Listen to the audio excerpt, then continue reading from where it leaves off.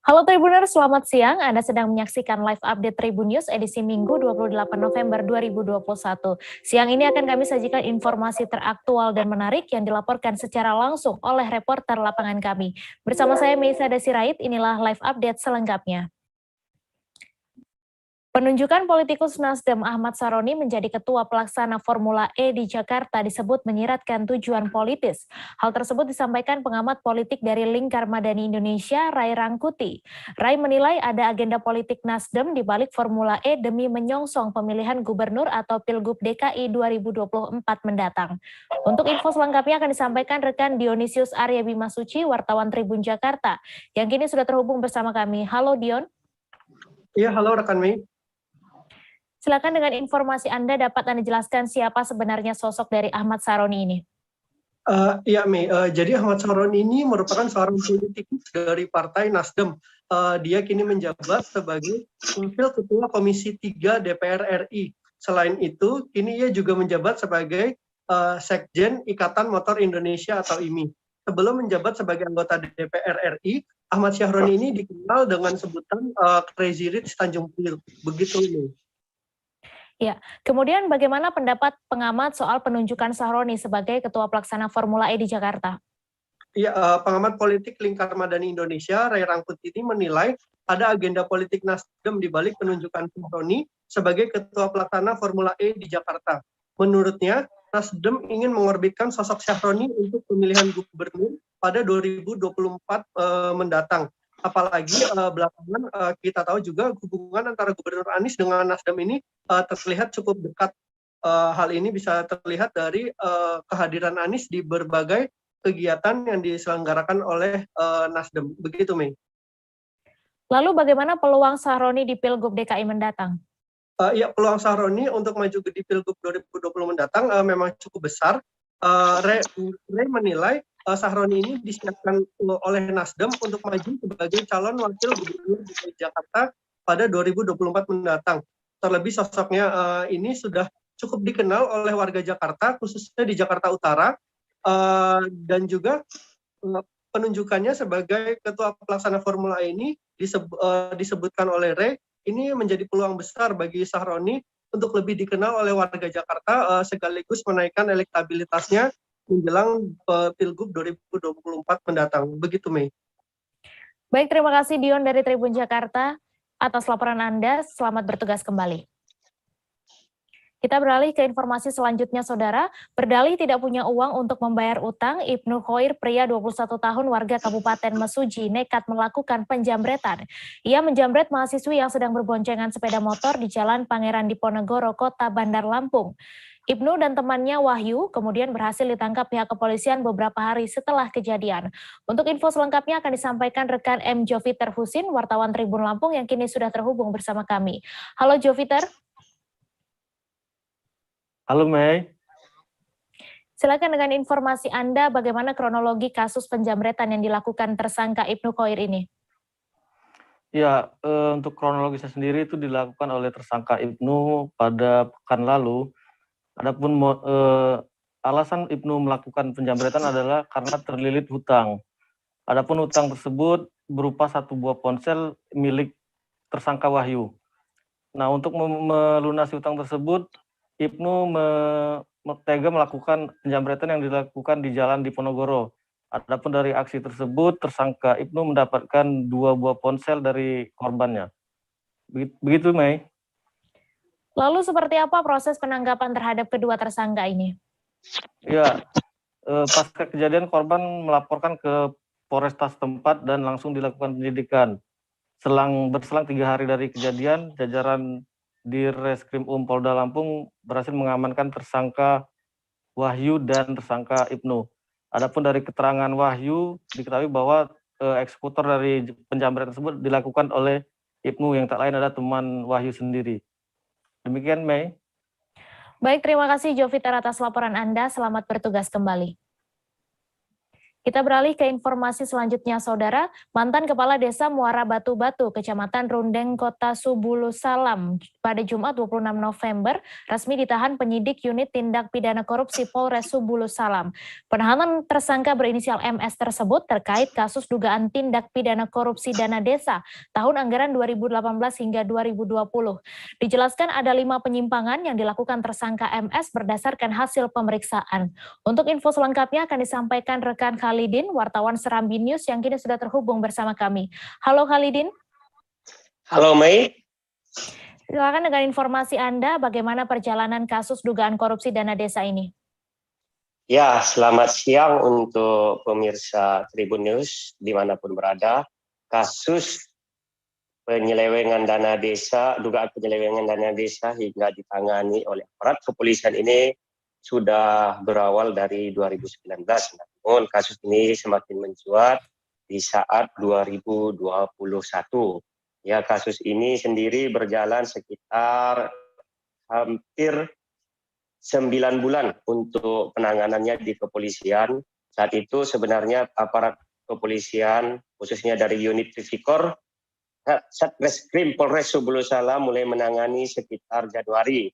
Lalu pada April penanganan ditingkatkan ke Lidik dan prosesnya terus berlanjut hingga terbitnya hasil audit BPKP yang menyatakan adanya kerugian negara sekitar 723 juta lebih atas hal ini, sehingga setelah melalui proses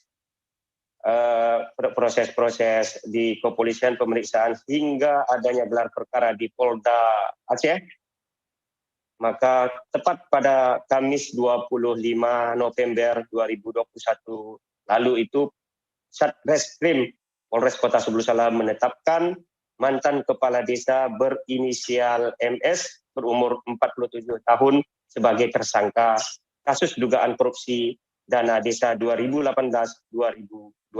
Begitu, Mek. Ya, kemudian dari informasi yang Anda dapatkan, berapa total tersangka dalam kasus ini? Ya, Mei, kami sudah mencoba untuk mengkonfirmasi Kapolres Subulu Salam AKBP Kori Wicaksono melalui Kasat Reskrim Ibda Deno Wahyudi terkait apakah adanya kemungkinan tersangka lain selain MS yang sudah ditetapkan Kamis lalu. Berdasarkan informasi yang kami terima, sejauh ini memang MS merupakan tersangka tunggal karena informasinya bahwa proses dugaan penyimpangan anggaran desa itu dilakukan secara sendiri-sendiri oleh sang kepala desa. Walaupun demikian, aparat kepolisian masih mencari dokumen lain dan kemungkinan jika ditemukan adanya dokumen sebagai barang bukti untuk pendukung kasus ini, mungkin bisa saja timbul tersangka baru. Tapi sejauh ini mereka hanya menetapkan satu tersangka, yakni mantan kepala desa. Begitu, Mai. Kemudian apakah kasus penyimpangan dana desa yang disidik ini pertama kali atau sudah pernah ada kasus serupa? Ya, Mai. Untuk Kota Subulu Salam sendiri memang kasus penetapan sebagai tersangka terhadap salah seorang mantan kepala desa di Kota Subulu Salam ini merupakan pertama kali, ya, pertama kali kasus dana desa berakhir di proses hukum, dan ini menjadi sejarah bagi penegakan hukum khususnya tindak pidana korupsi, yaitu di mana ditetapkannya tersangka MS sebagai tersangka serta ditahan pada Jumat 26 November kemarin. Jadi ini adalah pertama kali, sehingga diharapkan menjadi cemeti bagi para kepala desa yang aktif saat ini untuk melaksanakan atau mengelola anggaran desa sesuai mekanisme dan peraturan. Begitu, Mei. Lalu dapat Anda jelaskan bagaimana modus penyelewengan dana desa Muara Batu-Batu ini? Ya, Mei. MS adalah kepala desa aktif di 2020 hingga 2020 lalu, dan kasus penyimpangan ini terjadi antara 2018 sampai 2020 atau tiga anggaran ya. Dari hasil keterangan yang disampaikan atau BAP ke pihak kepolisian, ada memang beberapa modus terjadi indikasi kecurangan atau penyimpangan anggaran desa di Desa Muara Batu-Batu, Kecamatan Rundeng, Kota Subulu Salam. Desa Muara Batu-Batu ini berada di bantaran Sungai Soraya, tapi sebenarnya tidak jauh dari pusat kecamatan. Nah, salah satu dari modusnya itu menurut BAP atau keterangannya ke pihak penyidik yaitu dengan cara markup atau adanya kelebihan pembengkakan harga barang yang dibeli dengan harga pasar yang sesungguhnya. Ada selisih harga yang mungkin signifikan. Jadi salah satu barang tersebut yang diadakan yakni pengadaan seng ya.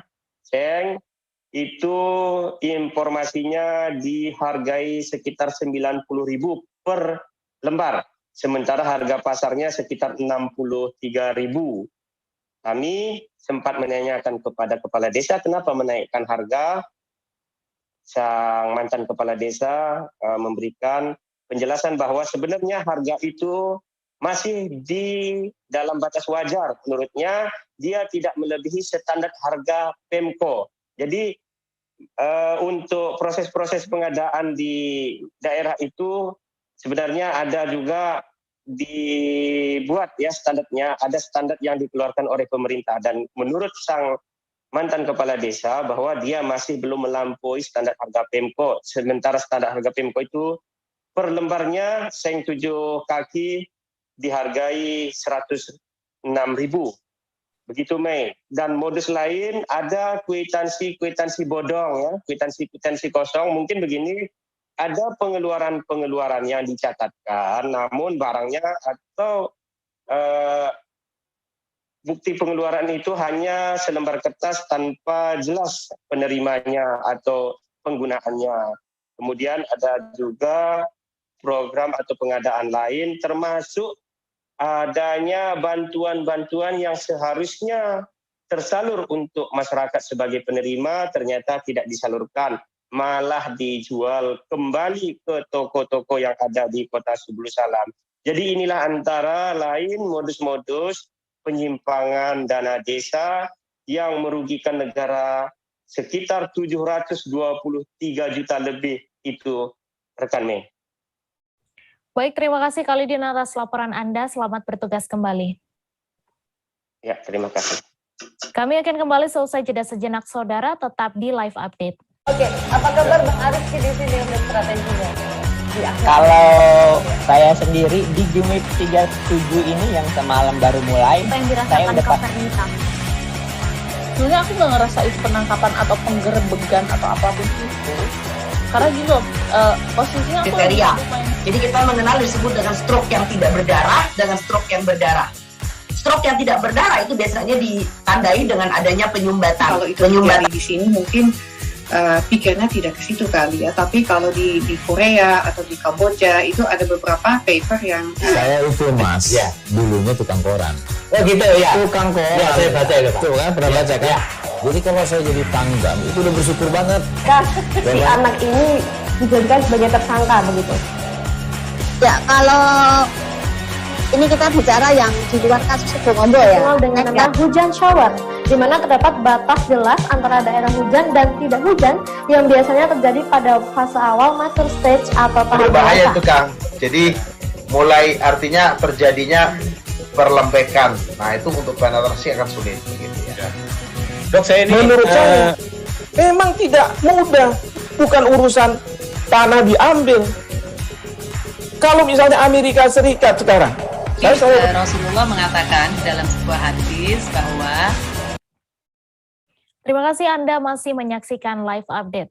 Kondisi jembatan penghubung antar desa di Desa Jelatan, Kabupaten Merangin memprihatinkan. Untuk sementara agar jembatan itu dapat dilalui, warga Desa Jelatan memperbaikinya secara swadaya.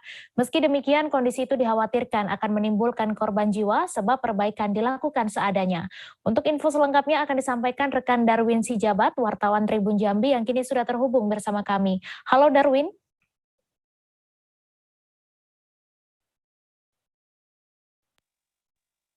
Ya, rekan Mei dan pemirsa Tribuners. Ya, silakan dengan informasi Anda dapat Anda jelaskan bagaimana kondisi dari jembatan itu. Ya, pemirsa, kami sampaikan bahwa kondisi jembatan penghubung yang ada di Desa Telantang, Kecamatan Pamenang, Kabupaten Merangin sangat memprihatinkan.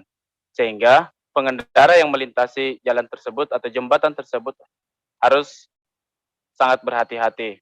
Sehingga kenapa? Karena memang salah satu sisi dari jembatan tersebut masih terputus atau masih amblas.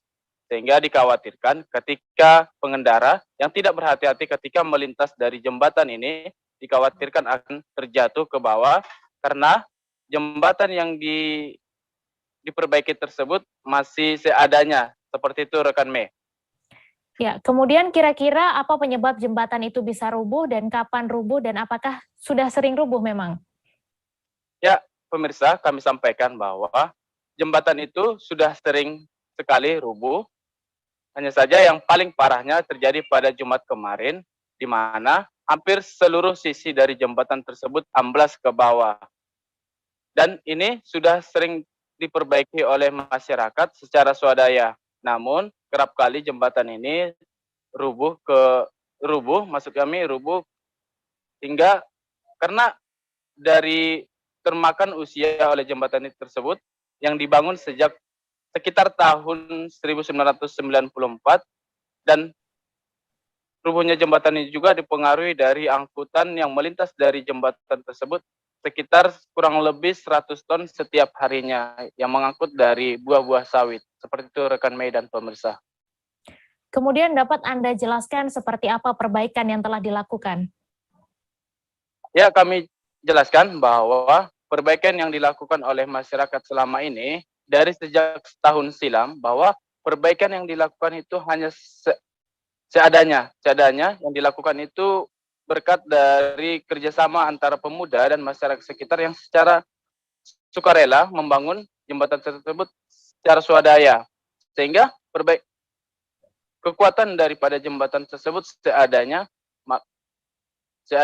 sehingga dikhawatirkan bahwa jembatan tersebut akan kembali rubuh jika nantinya jembatan tersebut tidak sesegera mungkin dilakukan perbaikan oleh pemerintah. Seperti itu.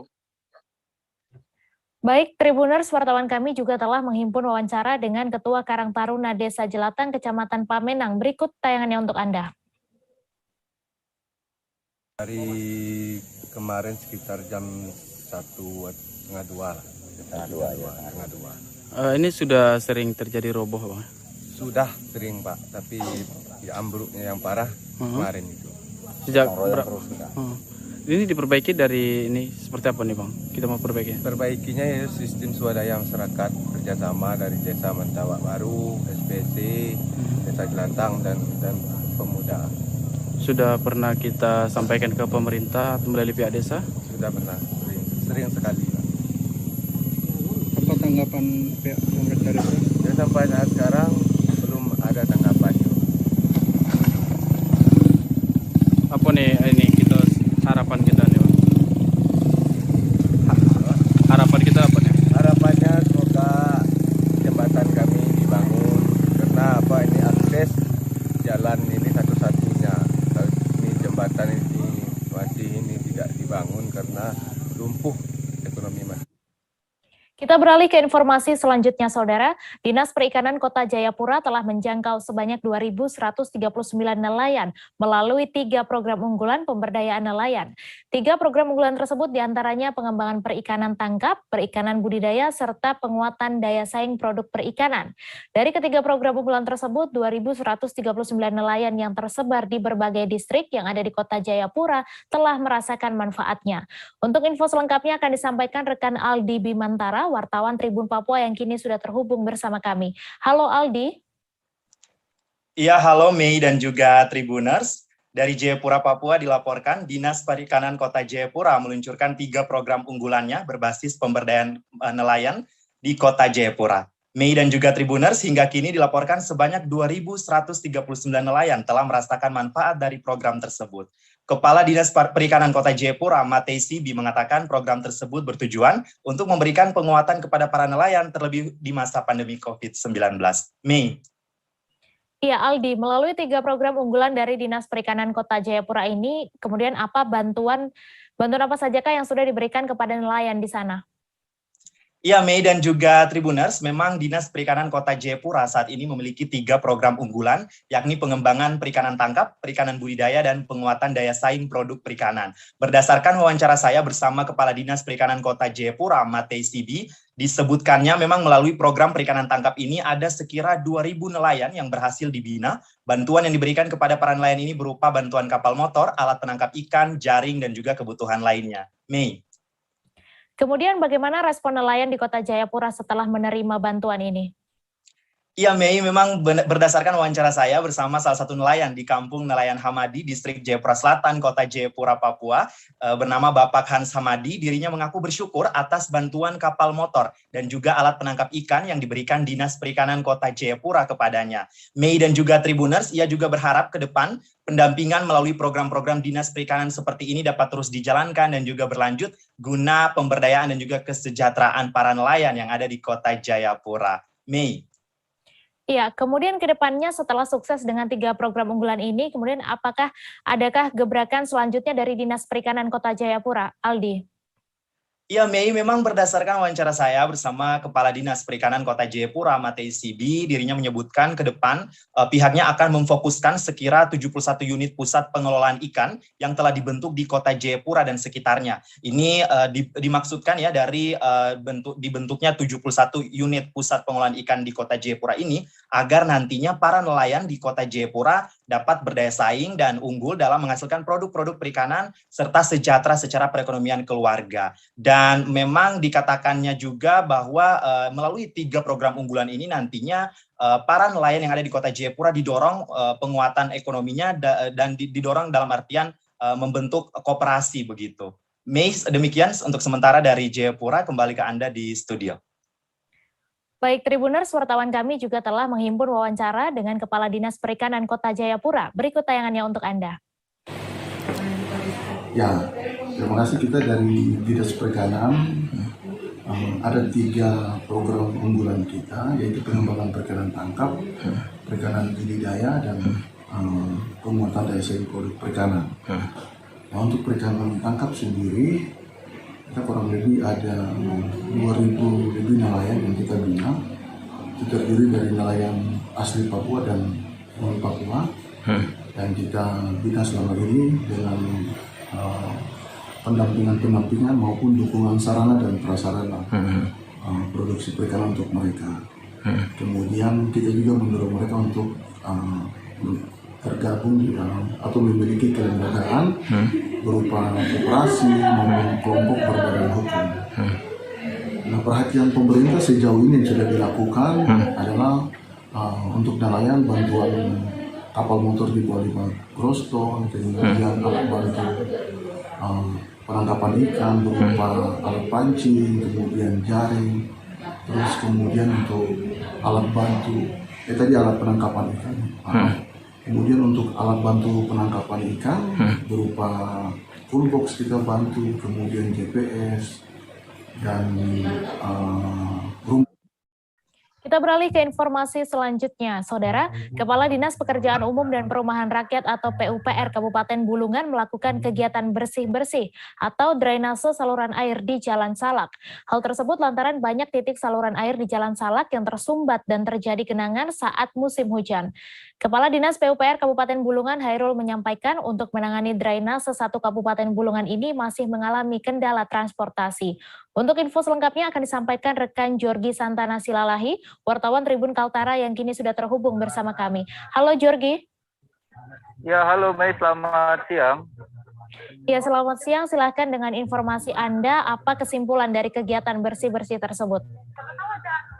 Baik, terima kasih Mei. Selamat siang Tribuners. Hari ini Minggu 28 November 2021 sejak pukul 8 pagi tadi, Dinas Pekerjaan Umum dan Penata Ruang Kabupaten Bulungan kesimpulannya melakukan kegiatan bersih-bersih gotong royong tepatnya di Jalan Salak, yang dimana kegiatan ini untuk melakukan drainase di saluran-saluran air yang mampet, yang juga dimana di lokasi tersebut rawan terjadinya banjir dan juga genangan air yang hingga memakan bahu jalan. Dan pelaksanaan pembersihan gotong royong drainase di Jalan Salak Kabupaten Bulungan itu dilakukan dari sejak pukul 8 pagi dan sampai pukul 11 siang tadi. Meskipun kegiatan pembersihan drainase di beberapa ruas jalan protokol ini seharusnya menjadi tanggung jawab oleh Dinas Lingkungan Hidup Kabupaten Bulungan, tapi Hairul, Ketua Kepala Dinas PUPR Bulungan, kegiatan bersih-bersih beserta jajaran tersebut sebagai inisiatif pemerintah daerah Kabupaten Bulungan dalam turut menjaga menangani masalah banjir, yang dimana juga di bulan November sampai Desember ini merupakan di mana cuaca mulai pancaroba khususnya di Provinsi Kalimantan Utara, tepatnya di Kabupaten Bulungan. Rencananya perbaikan drainase dan juga normalisasi saluran ini secara bertahap dari awal tahun 2022, yang dimana ditutup pakai kayu papan, bakal diganti dengan bangunan manhole atau penutup lubang got, kemudian pasang besi trail, yang dimana besi got selokan itu supaya tidak ada lagi genangan hingga makan jalan, ataupun dan membangun plat juker gorong-gorong itu juga yang nantinya akan menghubungkan pembuangan air menuju pembuangan saluran di air drainase hingga ke sungai. Ia juga menyebutkan alasan pergantian papan kayu ini untuk nantinya dipakai oleh papan besi supaya tidak terjadinya ada pembangunan di daerah tersebut yang mayoritas rawan genangan banjir hingga di pinggir jalan. Dan ia juga menyebutkan sesuai peraturan daerah nomor 25 tahun 2002 tentang ketertiban dan kebersihan lingkungan dalam wilayah Kabupaten Bulungan pada pasal 4 huruf B dan C dan pasal 8 ayat 1 dan 2. Mei. Ya, kemudian apa kendala utama saat ini dari pihak Dinas PUPR sendiri? Baik, menurut kendala dari Dinas PUPR Kabupaten Bulungan menyampaikan ada beberapa titik yang belum bisa ditangani, khususnya di daerah hulu, di area gunung, yang dimana drainase ini masih bertahap untuk di pembangunan dan juga dipakai saluran air, terutama yang fokuskannya oleh teman-teman Dinas PUPR itu adalah di daerah kota, yaitu di daerah konstruksi perbatasan antara Bulungan dengan daerah hilir, itu yang sangat sulit. Dan kedua, adanya Bulungan itu Dinas PUPR itu menginginkan adanya bantuan anggaran kendaraan operasional. Kemudian yang ketiga, alat-alat yang perlu dilengkapi di awal tahun 2022 adalah yaitu mesin trako, yang dimana untuk mengangkut limbah atau air-air yang padat di drainase sendiri. Nih. Baik, Tribuners, wartawan kami juga telah menghimpun wawancara dengan Kepala Dinas PUPR Kabupaten Bulungan. Berikut tayangannya untuk Anda. Ini kita coba saluran yang di Jalan Salak drainasenya, karena ini adalah posisi yang paling rendah. Jadi kenapa harus di sini? Ini nanti kita anggap saluran yang utama lah untuk mengalirkan dari titik-titik lain, spot-spot yang dari jalan seperti Jalan Rambai Padi yang dari nah, aliran airnya ini larinya ke Jalan Kolonel Setaji. Untuk ke depan semua di Jalan Buah-Buah ini, bahkan nanti mungkin ke tempat lain, karena kami ada timnya, itu kami itu ada tim surveinya. Nah itu setiap hujan dia survei di titik-titik mana ada genangan. Dan kerjaan kami ini bukan hanya yang di dalam parit, yang di atas jalan juga kami keringkan. Seperti itu tadi di Jalan Langsat kita keringkan.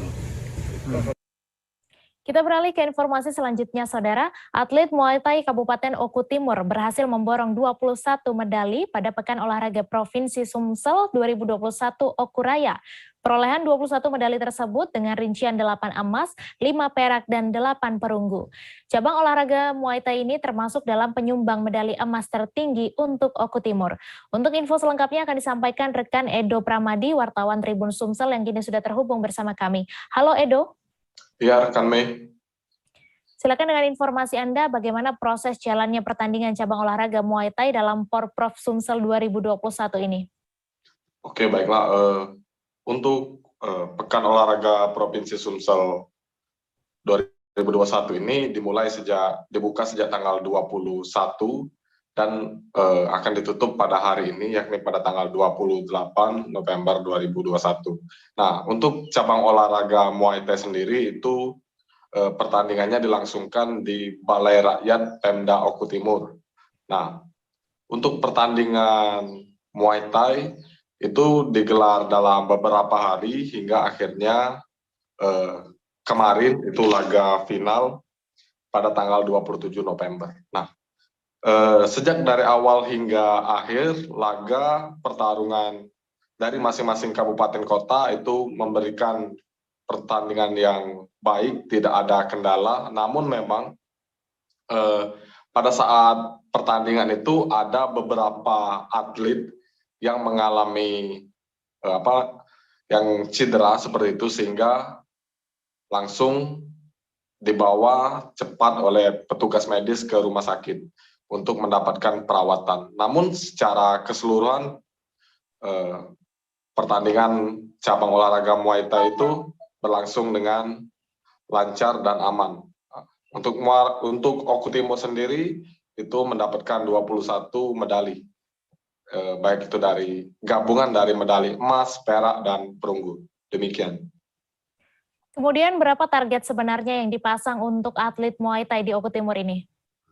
Kalau dari pihak Oku Timur sendiri sebenarnya hanya menargetkan 5 emas dalam pegelaran Porprov 2021 ini. Namun di luar dugaan, para kontingen atlet cabang olahraga Muay Thai dari Kabupaten Oku Timur ini berhasil mengumpulkan 8 emas, selain 8 emas, 5 perak, dan 8 perunggu. Jadi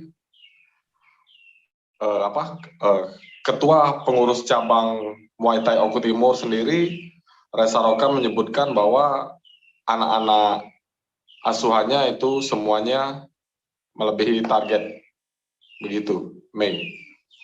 Kemudian bisa Anda sebutkan siapa salah satu atlet penyumbang emas untuk Oku Timur dan di tingkat apa? Salah satu atlet yang menyumbangkan emas untuk Oku Timur yakni Rio. Nah, si Rio ini berhasil mendapatkan emas di tingkat berat maksimal 54 kg. Selain itu, pada saat pertandingan, Rio ini disaksikan langsung oleh kedua orang tuanya, sehingga setelah usai bertanding, ia langsung turun ring dan langsung memeluk kedua orang tuanya. Terima kasih. Baik Tribuners, wartawan kami juga telah menghimpun wawancara dengan Rio, atlet Muay Thai Oku Timur, peraih emas. Berikut tayangannya untuk Anda. Hari ini jadi resmi dapat emas, Mas ya? Gimana tanggapannya untuk pertandingan hari ini? Pasti saya sangat bersyukur sekali untuk kemenangan saya hari ini. Dan saya makin semangat karena ada doa dari orang tua juga. Jadi alhamdulillah. Sebelumnya persiapannya gimana untuk latihannya?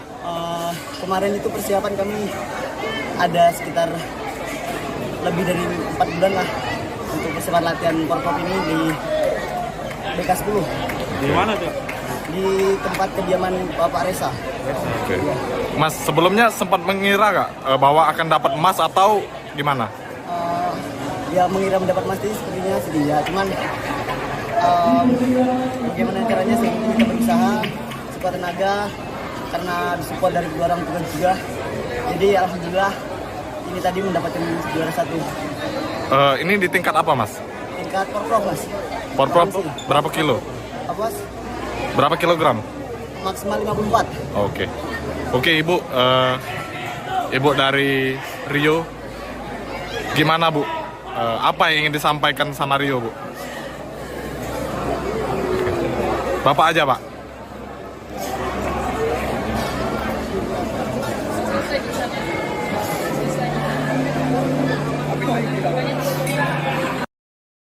Kami akan kembali usai jeda sejenak, saudara, tetap di live update. Oke, apa kabar Bang Ariski di sini untuk strateginya?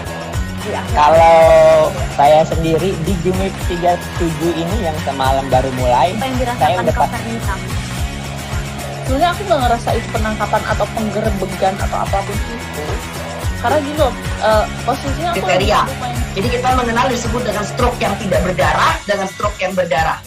Stroke yang tidak berdarah itu biasanya ditandai dengan adanya penyumbatan. Kalau itu terjadi di sini mungkin pikirnya tidak ke situ kali ya. Tapi kalau di Korea atau di Kamboja itu ada beberapa paper yang saya itu mas, ya dulunya tukang koran.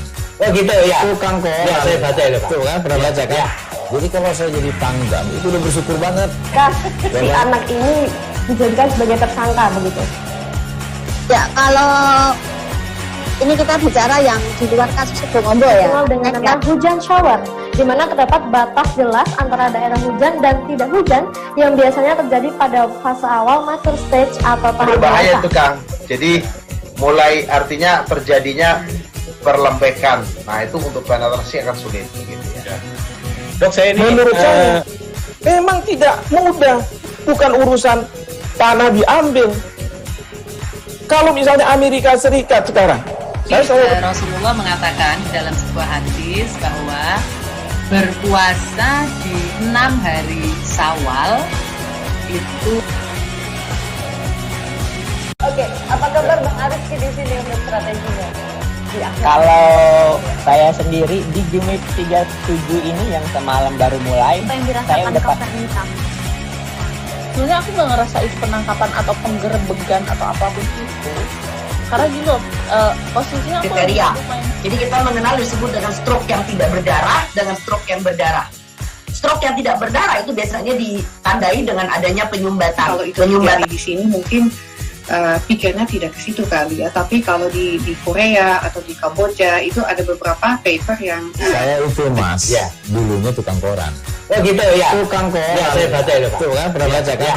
Jadi kalau saya jadi pangdam itu udah bersyukur banget. Kak, si anak ini dijadikan sebagai tersangka begitu. Ya kalau ini kita bicara yang di luar kasus Situbondo ya. Dikenal dengan nama hujan shower, di mana terdapat batas jelas antara daerah hujan dan tidak hujan yang biasanya terjadi pada fase awal mature stage atau tahap berbahaya itu Kang. Jadi mulai artinya terjadinya perlembekan. Nah itu untuk penetrasi akan sulit gitu ya. Dok saya ini menurut saya memang tidak mudah, bukan urusan tanah diambil. Kalau misalnya Amerika Serikat sekarang, Rasulullah mengatakan dalam sebuah hadis bahwa berpuasa di 6 hari Syawal itu. Oke, apa kabar Bang Ariski di sini untuk strateginya? Kalau saya sendiri di Jumip 37 ini yang semalam baru mulai, saya udah sebenarnya aku nggak ngerasa itu penangkapan atau penggerebegan atau apapun itu. Karena gini loh, posisinya aku kriteria. Jadi kita mengenal disebut dengan stroke yang tidak berdarah dengan stroke yang berdarah. Stroke yang tidak berdarah itu biasanya ditandai dengan adanya penyumbatan. Kalau itu terjadi di sini mungkin pikirnya tidak ke situ kali ya. Tapi kalau di Korea atau di Kamboja itu ada beberapa paper yang saya itu mas, ya dulunya tukang koran. Oh gitu ya. Tukang koran. Ya saya baca ya Pak. Tuh kan pernah baca kan? Ya. Jadi kalau saya jadi pangdam itu udah bersyukur banget. Kak, si anak ini dijadikan sebagai tersangka begitu. Ya kalau ini kita bicara yang di luar kasus Situbondo ya. Dikenal dengan nama hujan shower, di mana terdapat batas jelas antara daerah hujan dan tidak hujan yang biasanya terjadi pada fase awal mature stage atau tahap berbahaya itu Kang. Jadi mulai artinya terjadinya perlembekan. Nah itu untuk penetrasi akan sulit gitu ya. Dok saya ini menurut saya memang tidak mudah, bukan urusan tanah diambil. Kalau misalnya Amerika Serikat sekarang, Rasulullah mengatakan dalam sebuah hadis bahwa berpuasa di 6 hari Syawal itu. Oke, apa kabar Bang Ariski di sini untuk strateginya? Kalau saya sendiri di Jumip 37 ini yang semalam baru mulai, saya udah sebenarnya aku nggak ngerasa itu penangkapan atau penggerebegan atau apapun itu. Karena gini loh, posisinya aku kriteria. Jadi kita mengenal disebut dengan stroke yang tidak berdarah dengan stroke yang berdarah. Stroke yang tidak berdarah itu biasanya ditandai dengan adanya penyumbatan. Kalau itu terjadi di sini mungkin pikirnya tidak ke situ kali ya. Tapi kalau di Korea atau di Kamboja itu ada beberapa paper yang saya itu mas, ya. Dulunya tukang koran. Oh gitu ya. Tukang koran. Ya, saya baca itu Pak. Tuh kan pernah baca kan? Ya. Jadi kalau saya jadi pangdam itu udah bersyukur banget. Si anak ini dijadikan sebagai tersangka begitu. Ya kalau ini kita bicara yang di luar kasus Situbondo ya. Dengan nama hujan shower, di mana terdapat batas jelas antara daerah hujan dan tidak hujan yang biasanya terjadi pada fase awal mature stage atau tahap berbahaya itu Kang. Jadi mulai artinya terjadinya perlembekan. Nah itu untuk penetrasi akan sulit. Gitu ya. Dok, saya ini menurut saya memang tidak mudah, bukan urusan tanah diambil. Kalau misalnya Amerika Serikat sekarang, Rasulullah mengatakan dalam sebuah hadis bahwa berpuasa di 6 hari Syawal itu. Oke, apa kabar Bang Arif di sini untuk strateginya? Kalau saya sendiri di Jumik 37 ini yang semalam baru mulai. Terima kasih Anda masih menyaksikan live update. Dapur Masak Mama Rahayu berlokasi di Jalan Raden Intan, Komplek PU Kelurahan Wai mengaku Balik Bukit, Lampung Barat. Dapur Masak Mama Rahayu ini menyediakan aneka bumbu masak siap pakai, serta bumbu masak siap pakai yang ditawarkan bebas dari bahan pengawet dan MSG. Untuk informasi lebih lengkapnya akan disampaikan oleh rekan Nanda, wartawan Tribun Lampung. Halo Nanda. Ya, halo Mei dan Tribuners.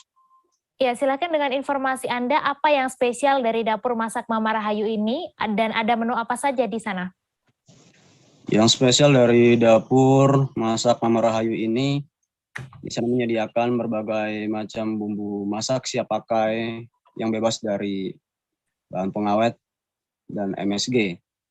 Kemudian ada juga berbagai menu kuliner lainnya yang disediakan di sana seperti bandeng presto, dan juga ikan tongkol presto.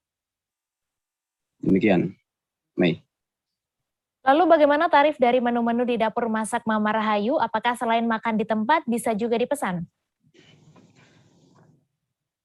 Tarif dari menu-menu yang ditawarkan di Dapur Masak Mama Rahayu bervariasi. Kalau untuk bumbu siap pakainya sendiri itu per cupnya Rp20.000 sampai Rp40.000. Untuk ukuran besarnya Rp40.000. Kemudian di situ juga menyediakan catering untuk pesta dengan tarif Rp25.000 sampai Rp50.000. Lalu ada nasi bungkus Rp10.000 sampai Rp15.000, nasi kotak Rp20.000 sampai Rp25.000, prasmanan Rp15 sampai Rp25.000, ada kopi teh susu Rp3.000 sampai Rp5.000, nasi goreng ayam Rp15.000. Terus ada juga bandeng tadi, bandeng presto dan ikan tongkol presto yang satunya dihargai satu buahnya, satu ikannya itu dihargai Rp10.000. Ada juga pepes tahu, pepes tahu yang harganya Rp5.000. Demikian, Mei. Ya. Kemudian dapat Anda jelaskan bagaimana rute jika ingin mampir ke Dapur Masak Mama Rahayu? Rute yang bisa digunakan, rute yang digunakan atau dituju untuk menuju lokasi Dapur Masak Mama Rahayu itu melintasi jalan lintas Liwa Bukit Kemuning. Kalau dari Bandar Lampung, ibu kota provinsi Lampung, itu sekitar 5-6 jam. Kemudian di Tugu Liwa itu menuju Jalan Raden Intan. Dari Jalan Raden Intan ke Komplek PU, daerah situlah Dapur Masak Mama Rahayu itu berada. Jadi kira-kira kalau ditempuh dari ibu kota Bandar Lampung itu ya sekitar 6 jam perjalanan. Tapi kalau dari Liwa sendiri memakan waktu mungkin 10 menitan.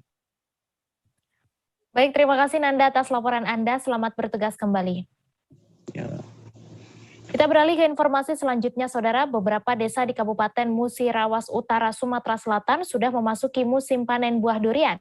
Para penjual durian biasanya menjajakan dagangannya di pinggir jalan dekat kebun mereka. Ada juga yang berjualan di pasar tradisional setempat atau dibawa keliling ke desa-desa bahkan keluar daerah. Bagi yang ingin menikmati buah berduri ini bisa menyantap langsung di kebunnya karena lebih nikmat dan buahnya fresh karena baru jatuh dari pohon. Untuk info selengkapnya akan disampaikan rekan Rahmat Aizullah, wartawan Tribun Sumsel, yang kini sudah terhubung bersama kami. Halo Rahmat.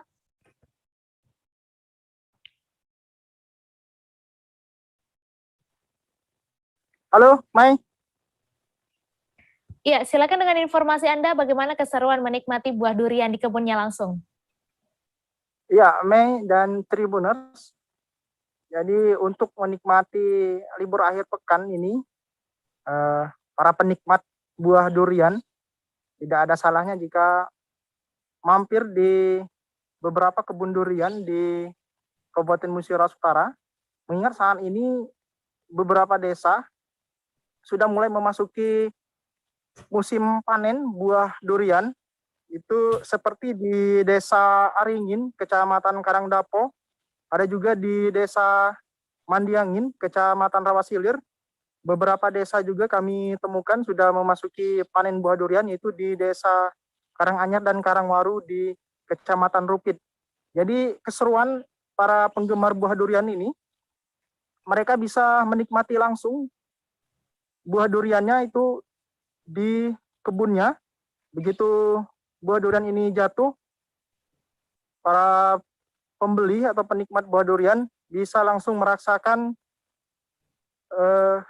nikmatnya buah durian yang fresh, yang baru jatuh dari pohonnya. Mei.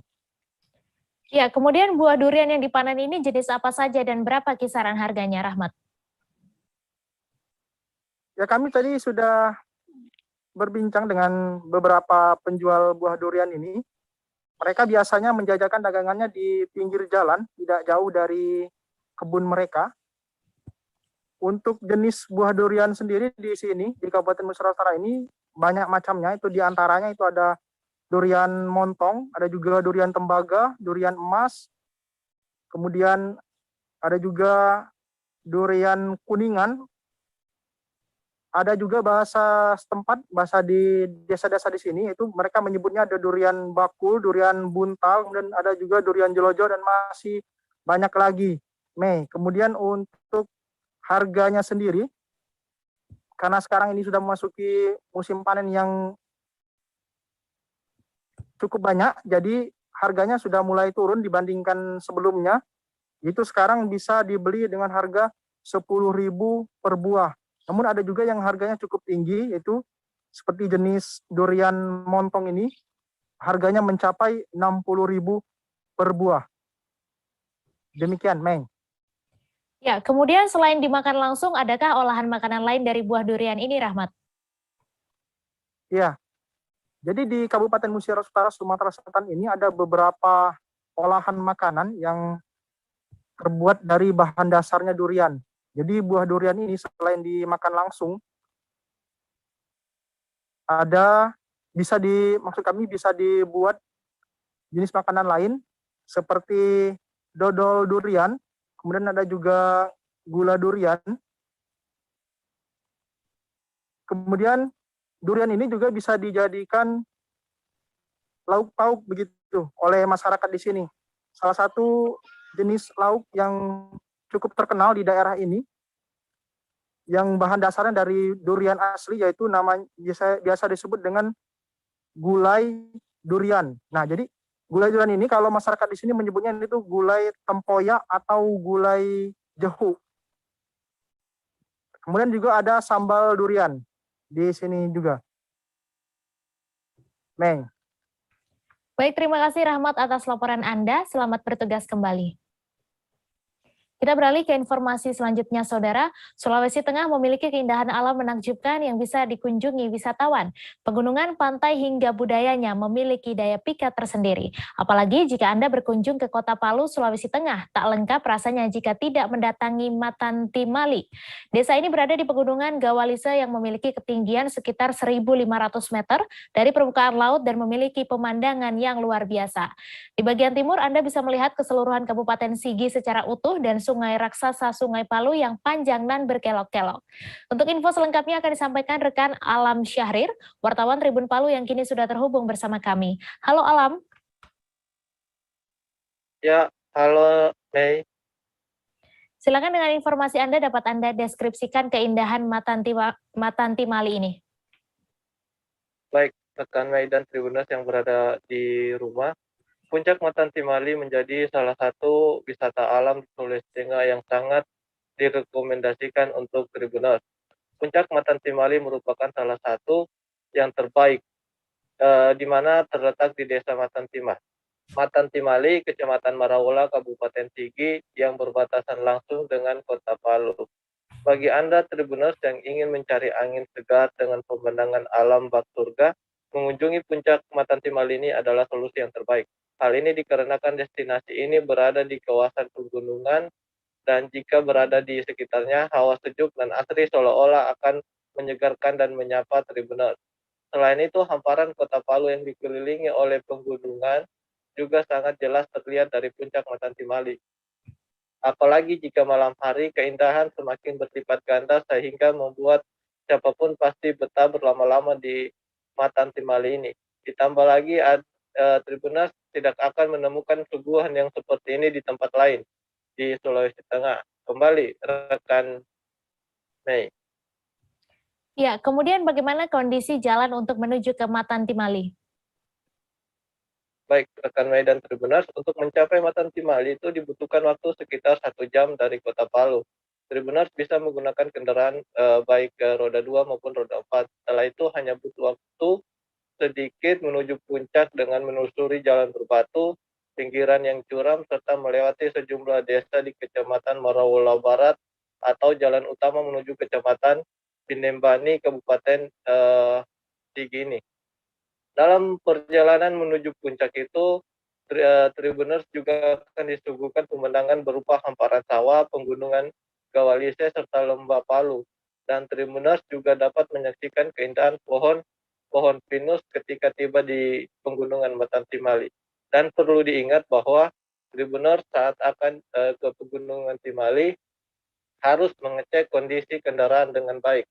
Sebab saat hujan, jalan yang menuju ke Gunung Matantimali sangat licin dan tidak ada pembatas jalan di pinggirnya. Dan itu langsung ke jurang yang sangat dalam. Kembali rekan Mei. Kemudian selain keindahannya, apalagi yang menarik dari Matantimali ini? Baik, selain menikmati pemandangan yang indah di Matantimali, Tribuners juga dapat melakukan olahraga para layang. Kondisi geografis di sini baik itu letak ketinggian, temperatur, dan keadaan anginnya sangat para layang. Karena itu Matantimali juga dikenal sebagai lokasi para layang terbaik di Asia Tenggara, bahkan tingkat dunia. Di kawasan ini juga terdapat beberapa rumah pohon di atas bukit, pemandangannya sangat indah. Deretan gunung, bukit hijau, dan Teluk Palu dapat dilihat secara langsung dari Puncak Matantimali ini.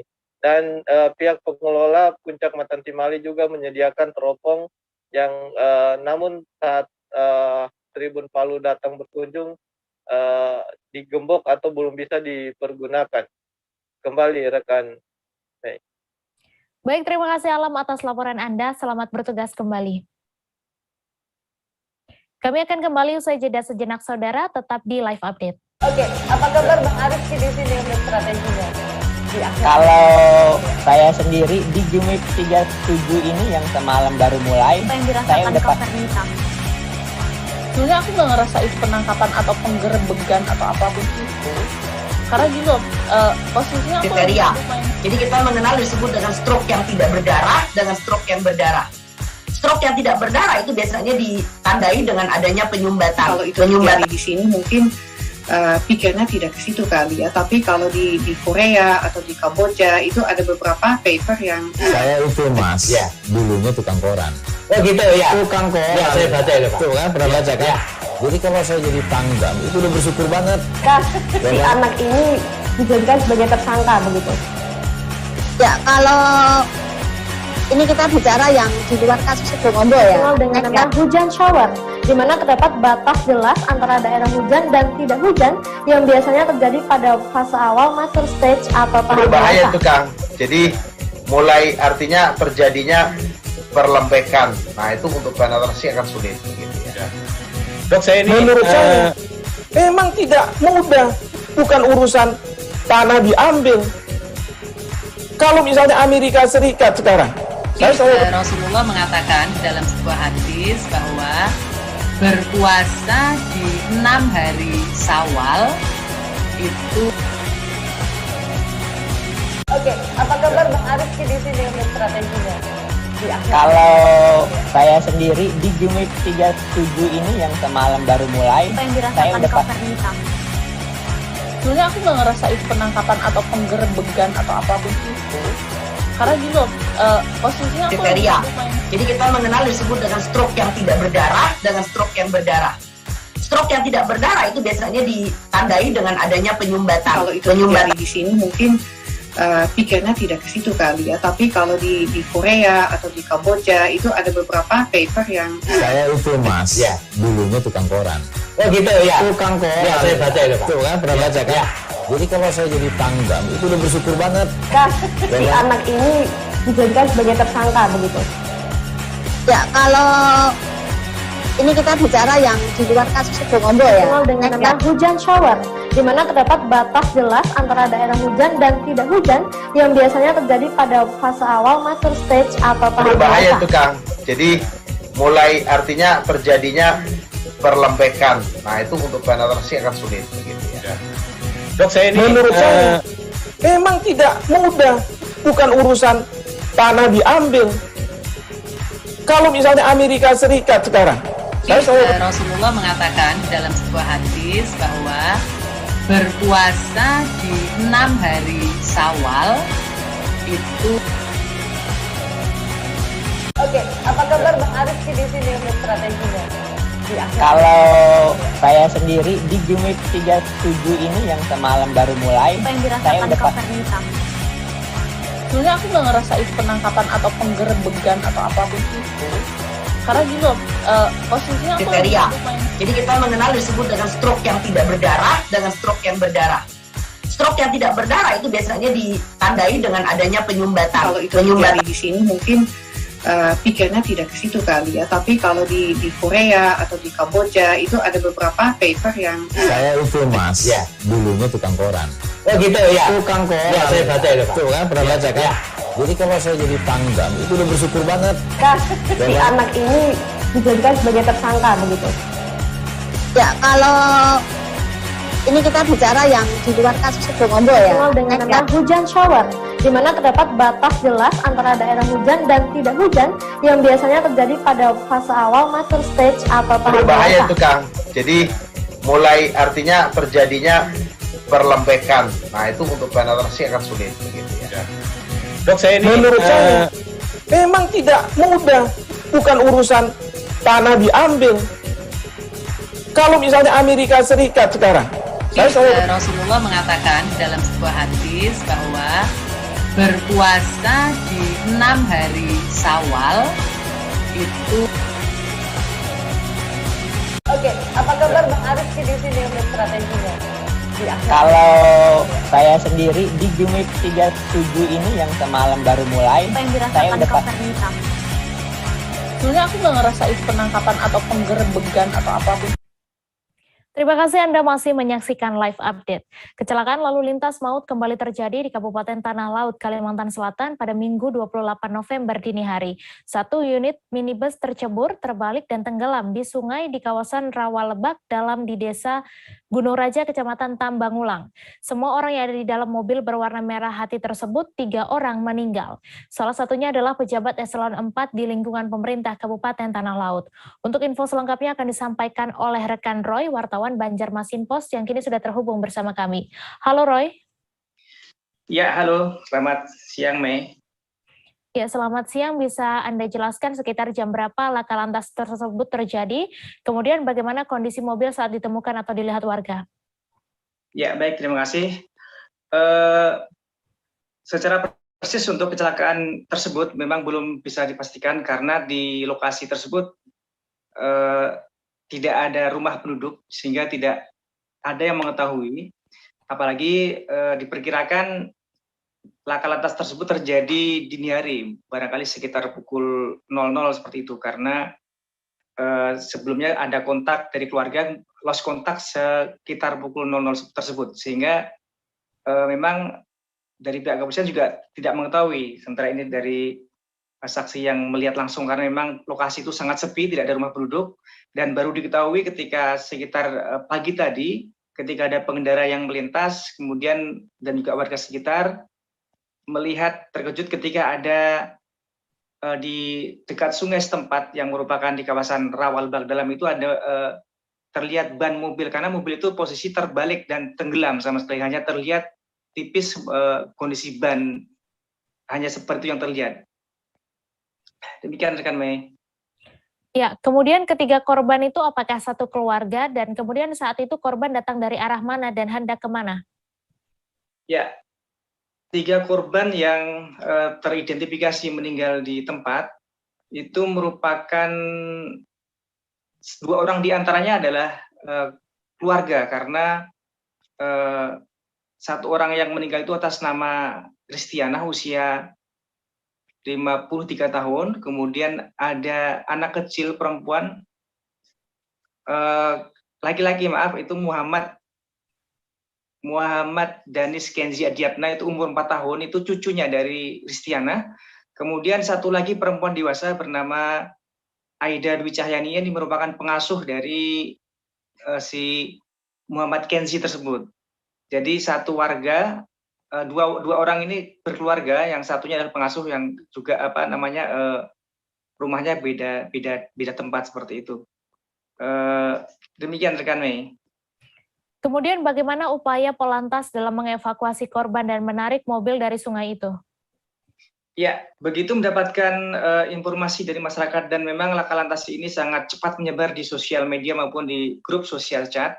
Kemudian petugas lantas langsung turun ke lokasi sekitar, kita pantau tadi sekitar pukul 8 sudah meluncur ke lokasi. Memang jarak dari kota Peliri juga lumayan jauh, sekitar puluhan kilometer. Kemudian petugas juga sempat mengalami kesulitan karena posisi mobil itu berada di sungai, di lahan Rawalebak yang cukup dalam, sehingga petugas juga menggunakan alat bantu. Kalau tidak keliru, dibantu dengan sejenis truk untuk menarik dari sungai ke daratan. Setelah itu kemudian juga mengevakuasi korban ke Rumah Sakit Haji Yasin, dan kemudian juga menarik mobil tersebut ke Polsek Tambangulang karena peristiwa tersebut terjadi di wilayah hukum Polsek Tambangulang. Demikian rekan Mei. Kemudian di kalangan pegawai Pemkab Tala, seperti apa figur korban di mata mereka? Ya, memang korban ini adalah salah satu pejabat eselon 4 di lingkungan Dinas Tenaga Kerja dan Perindustrian Tanah Laut, sehingga para sanak kerabat dan koleganya berdatangan sejak pagi, termasuk dari lingkungan pegawai di Disnakerin Tanah Laut, termasuk ada kepala dinas yang tadi juga kita lihat datang melayat ke rumah duka. Dan saya juga sempat berinteraksi dengan kepala dinas tersebut, Pak Masturi, mengatakan bahwa almarhum ini merupakan figur pegawai yang sangat disiplin dan disebut sebagai agen perubahan, terutama dalam hal reformasi birokrasi, karena sejak almarhum bertugas di Disnakerin dan menangani bidang reformasi, capaian Disnakerin dalam hal reformasi birokrasi melonjak naik dari posisi semula 14 tahun 2019 naik ke peringkat 4 pada tahun 2020 yang lalu. Demikian rekan Mei. Ya, kemudian korban diketahui adalah pejabat Disnakerin Tanah Laut. Kemudian apa yang akan dilakukan keluarga besar instansi itu? Ya, tadi keterangan dari Kepala Dinas Tenaga Kerja dan Perindustrian Tanah Laut, Pak Masturi, mengatakan bahwa besok pagi, awal pekan, yang biasanya tiap awal pekan itu dilaksanakan pengajian, tausiah biasa di kantor tersebut. Nah, untuk khusus besok, tadi diinformasikan akan dilakukan tahlilan khusus untuk mendoakan almarhumah. Demikian rekan Mei. Baik, terima kasih Roy atas laporan Anda. Selamat bertugas kembali. Kita beralih ke informasi selanjutnya, Saudara. Pengurus Provinsi Persatuan Angkat Berat Seluruh Indonesia atau PABERSI Kalimantan Selatan resmi menggelar kejuaraan Provinsi 2021 di Pusat Kebugaran Sela Fitness BHM Teluk Tiram, Banjarmasin pada Minggu 28 November. Kejurprov ini digelar sebagai rangkaian kegiatan PABERSI Kalsel tahun 2021 yang mana diikuti perwakilan dari 9 pengurus kabupaten atau kota yang berpartisipasi. Perhelatan Kejurprov ini bertujuan untuk mencari bibit-bibit atlet potensial di Kalsel dan meratakan kekuatan di pengcap-pengcap yang ada. Untuk informasi lebih lengkapnya akan disampaikan oleh rekan Amirul Yusuf, wartawan Banjarmasin Post yang kini sudah terhubung bersama kami. Halo Amirul. Halo Mei, selamat siang. Selamat siang, silakan dengan informasi Anda bisa dijelaskan dalam rangka apa perhelatan kejuaraan Provinsi Angkat Berat ini? Kejurprov ini digelar sebagai rangkaian kegiatan PABERSI Kalsel 2021 setelah sebelumnya menggelar pelatihan pelatih dan wasit dan Taperprov di 2 hari sebelumnya. Demikian.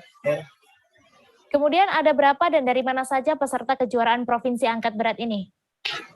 Total atlet yang ikut yaitu 42 peserta dari 9 kabupaten kota, pengurus kabupaten kota. Totalnya ada 13 kabupaten, namun 4 diantaranya menyatakan absen dan tidak mengikuti Kejurprov tahun ini. Lalu berlangsung dari kapan dan berapa nomor yang dipertandingkan? Untuk ajang Kejurprov ini cuma berlangsung 1 hari sampai mungkin selesainya nanti malam. Untuk yang dipertandingkan di kategori putri ada 7 kelas, sedangkan di kategori putra ada 8 kelas. Demikian, Mei. Baik Tribuners, wartawan kami juga telah menghimpun wawancara dengan Ketua Umum PABERSI Kalsel. Berikut tayangannya untuk Anda. Tanggapan kami untuk para atlet sekarang sangat bagus, sangat memuaskan. Apalagi sekarang banyak adanya junior-junior yang ikut berpartisipasi dalam Kejurprov kali ini. Nah, Pak, mungkin nanti bagaimana Pak ke depannya Pak? Apakah ada program khusus untuk junior sendiri nih Pak? Untuk 2022 kemungkinan kita lihat dulu apakah COVID sudah reda atau belum. Kalau misalkan COVID sudah reda, apalagi PPKM level 1, mungkin kita akan adakan khusus untuk junior. Jadi pembibitan akan terus dilakukan Pak ya? Kita beralih ke informasi selanjutnya, Saudara. Final Indonesia Open 2021 digelar pada Minggu 28 November pukul 12 waktu Indonesia Barat atau pukul 13 WITA. Partai puncak tersebut bakal tersaji di lapangan 1 Bali International Convention Center Nusa Dua Bali. Berdasarkan pantauan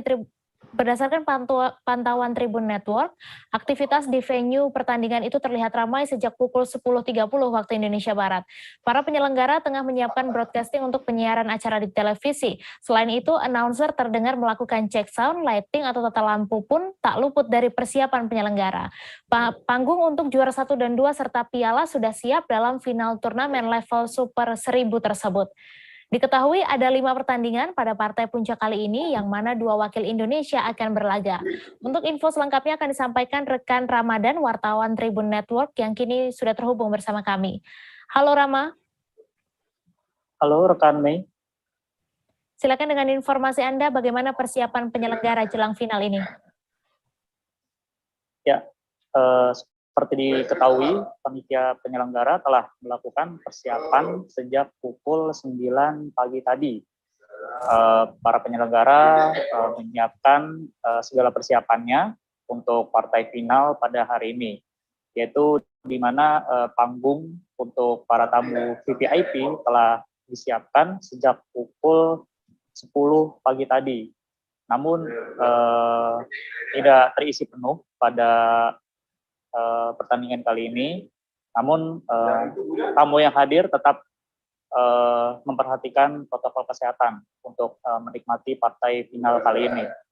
Namun maksud saya selain itu persiapan juga dilakukan oleh penyelenggara seperti menyiapkan broadcasting untuk penyiaran acara di televisi.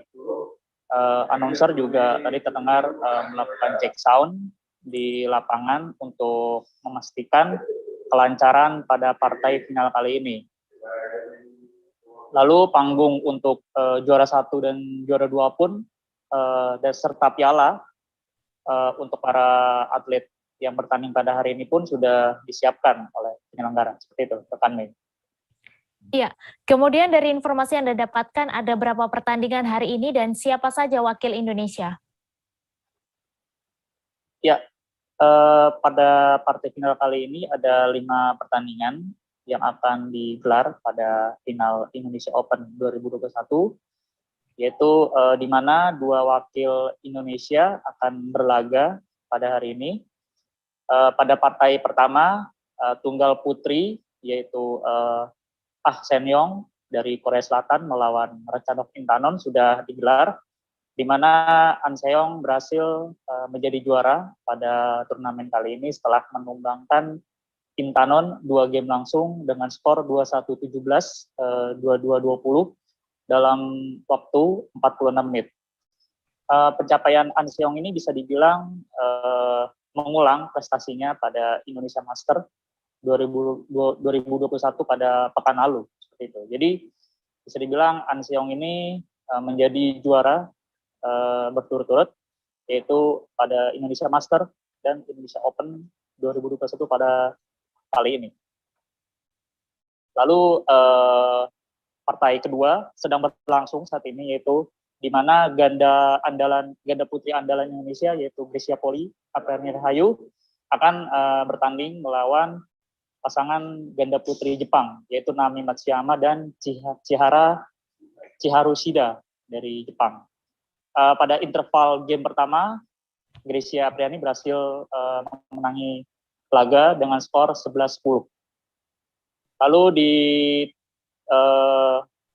ganda campuran, di mana Yuta Watanabe dan Arisa Higashino dari Jepang akan menghadapi Decapol Puaparangokroh serta Sapsire Taira Tadachai dari Thailand. Lalu yang keempat yaitu ganda putra, di mana Marcus Fernaldi Gideon serta Kevin Sanjaya Sukamulyo akan melawan pasangan Jepang, yaitu Takuro Hoki dan Yugo Kobayashi. Ini bisa dibilang juga menjadi partai ulangan, di mana sebelumnya mereka sudah bertemu di Indonesia Master 2021, di mana saat itu Marcus Kevin harus mengakui ketangguhan dari Hoki Kobayashi. Lalu di partai terakhir ada tunggal putra, di mana kejutan terjadi, yaitu tunggal putra Singapura, yaitu Loh Ken Yew berhasil lolos ke partai final kali ini, dan nantinya dia akan berhadapan dengan Victor Axelsen dari Denmark, yang sebelumnya berhasil mengalahkan Jonathan Christie di semifinal Indonesia Open 2021. Itu rekan Mei. Baik, terima kasih Ramadan atas laporan Anda. Selamat bertugas kembali. Kami akan kembali usai jeda sejenak saudara, tetap di Live Update. Oke, apa kabar Bang Aris di sini untuk strateginya? Kalau saya sendiri di Game Week 37 ini yang semalam baru mulai, saya udah sebenarnya aku nggak ngerasa itu penangkapan atau penggerebegan atau apapun itu, karena gitu posisinya aku jadi kita mengenal disebut dengan stroke yang tidak berdarah dengan stroke yang berdarah. Stroke yang tidak berdarah itu biasanya ditandai dengan adanya penyumbatan. Kalau itu terjadi di sini mungkin pikirnya tidak ke situ kali ya, tapi kalau di Korea atau di Kamboja itu ada beberapa paper yang saya itu mas, dulunya tukang koran. Oh gitu ya, tukang koran. Ya, saya baca itu Pak. Tuh kan pernah baca kan? Ya. Jadi kalau saya jadi tanggam itu udah bersyukur banget. Si anak ini dijadikan sebagai tersangka begitu. Ya, kalau ini kita bicara yang di luar kasus Sibolombo ya. Dengan nama hujan shower, di mana terdapat batas jelas antara daerah hujan dan tidak hujan yang biasanya terjadi pada fase awal mature stage atau tahap bahaya dewasa. itu Kang. Jadi mulai artinya terjadinya perlempekan. Nah itu untuk penetrasi akan sulit gitu ya. Dok, saya ini menurut saya memang tidak mudah, bukan urusan tanah diambil. Kalau misalnya Amerika Serikat sekarang, Rasulullah mengatakan dalam sebuah hadis bahwa berpuasa di 6 hari Syawal itu. Oke, apa kabar Bang Arif di sini untuk strateginya? Kalau saya sendiri di Jumip 37 ini yang semalam baru mulai, saya udah Sebenarnya aku nggak ngerasa itu penangkapan atau penggerebegan atau apapun itu. Karena gini loh, posisinya aku kriteria. Jadi kita mengenal disebut dengan stroke yang tidak berdarah dengan stroke yang berdarah. Stroke yang tidak berdarah itu biasanya ditandai dengan adanya penyumbatan. Kalau itu terjadi di sini mungkin pikirnya tidak ke situ kali ya, tapi kalau di Korea atau di Kamboja itu ada beberapa paper yang Saya itu Mas, dulunya tukang koran. Oh gitu ya. Tukang koran. Ya, saya baca itu Pak. Tuh kan pernah baca kan? Jadi kalau saya jadi tanggam itu udah bersyukur banget. Si anak ini dijadikan sebagai tersangka. Halo. Terima kasih saudara, Anda masih menyaksikan live update. Upaya penertiban tempat hiburan malam yang dilakukan oleh pihak pemerintah Kabupaten Serang tetap dilanjutkan. THM itu berada di Jalan Lingkar Selatan, Kecamatan Karmatwatu, Kabupaten Serang, Banten. Hal tersebut disampaikan oleh Wakil Bupati Serang, Panji Tirtayasa, usai melakukan rapat bersama dengan Forkompimda terkait penertiban THM di Pendopo Bupati Serang pada Jumat 26 November.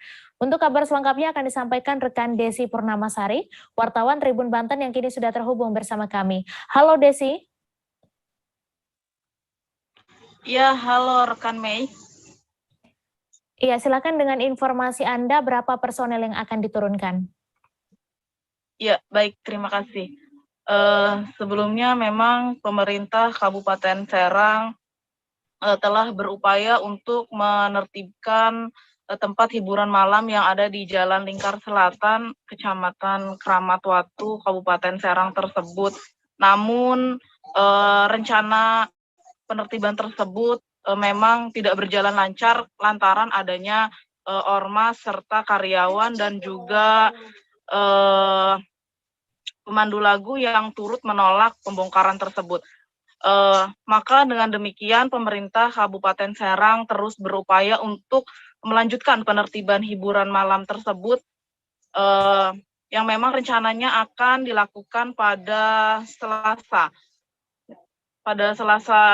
minggu depan, dan pihak pemerintah Kabupaten Serang pun turut melibatkan personil gabungan mulai dari Satpol PP Kabupaten Serang, Satpol PP Cilegon, Satpol PP Provinsi, bahkan pihak Polres Serang dan juga Polres Cilegon. Secara keseluruhan personil yang akan diturunkan yakni sebanyak 500 personil. Begitu. Kemudian berapa alat berat yang akan diturunkan dalam penertiban ini? Ya, untuk jumlah THM-nya sendiri juga yang nantinya akan dilakukan pembongkaran yaitu sebanyak 7 THM dengan menurunkan sekitar 4 alat berat untuk melakukan penertiban di THM tersebut. Selain itu juga pihak dari pemerintah Kabupaten Serang pun akan juga turut menurunkan truk ya, akan turut menurunkan truk untuk penyitaan barang-barang yang ada di THM tersebut, begitu. Kemudian nantinya seperti apa pembongkaran tersebut?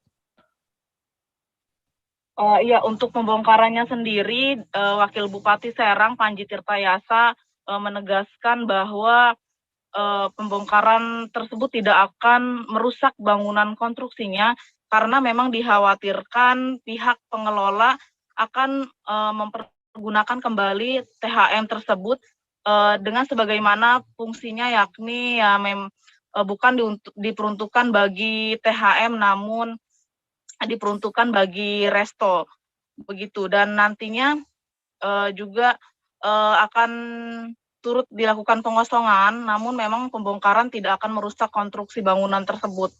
Begitu. Baik, terima kasih Desi atas laporan Anda. Selamat bertugas kembali. Informasi tadi sekaligus menutup perjumpaan kita dalam live update hari ini. Tribuners, lantaran masih di tengah pandemi, kami kembali mengingatkan untuk selalu menerapkan protokol kesehatan dimanapun Anda berada. Saya Meisa Desirait beserta kru yang bertugas pamit. Terima kasih dan sampai jumpa. Jangan lupa like, subscribe, dan share ya.